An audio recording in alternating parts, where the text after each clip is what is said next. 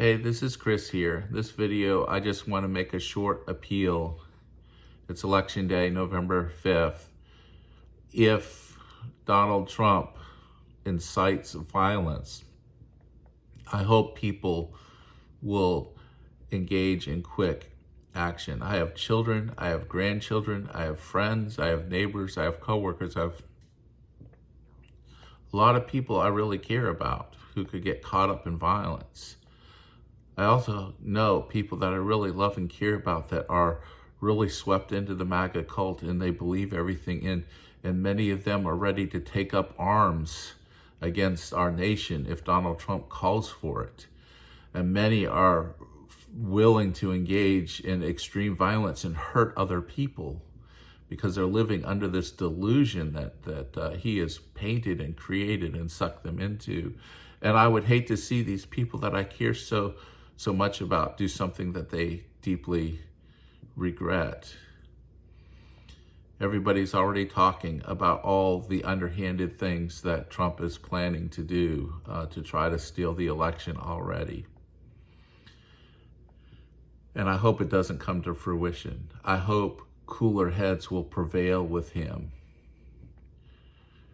But they may not. And it's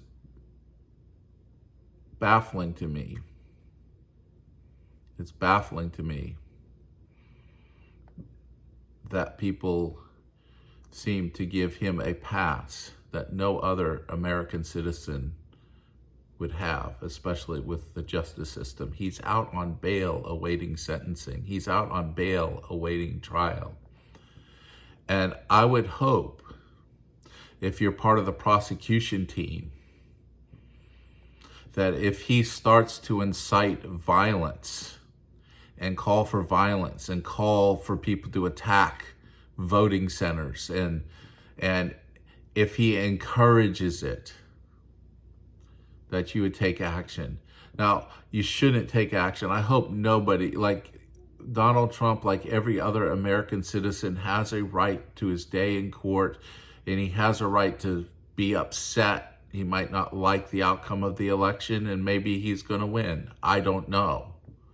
But if he's losing and he's upset and he's whining and complaining like, you know, the election's rigged, is stolen, well, everybody has a right to be a sore loser. And if he sends his army of lawyers into the courts to try to get justice there, that's something that we've established in our country. That's a way to resolve disputes. So there's nothing wrong with that. But there is something wrong with inciting, encouraging violence that could lead to the loss of human life. And my hope is that the prosecutors are ready to go to the judges. I hope, like Judge Merchan and Judge Chuckin, are ready, if he does that, to revoke his bail and order him taken into custody and take away his phones and access to media.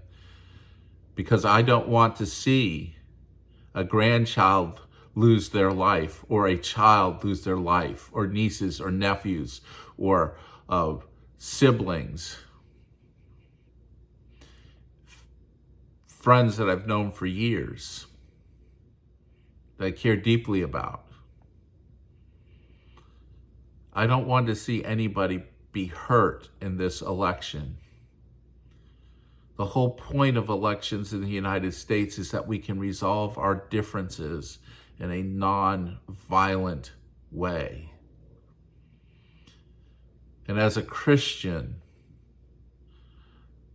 I would encourage everyone who watches this, who claims the name of Jesus Christ, is to remember that Jesus called us to be peacemakers. He's called us to live in subjection to the ordained government structures that we live under. And we might not like it. We might be upset at the outcome. We may believe a whole bunch of different things, but it doesn't change what God has told us to do as Christians. So please follow Jesus. Make your loyalty to him, not to Donald Trump, but to Jesus.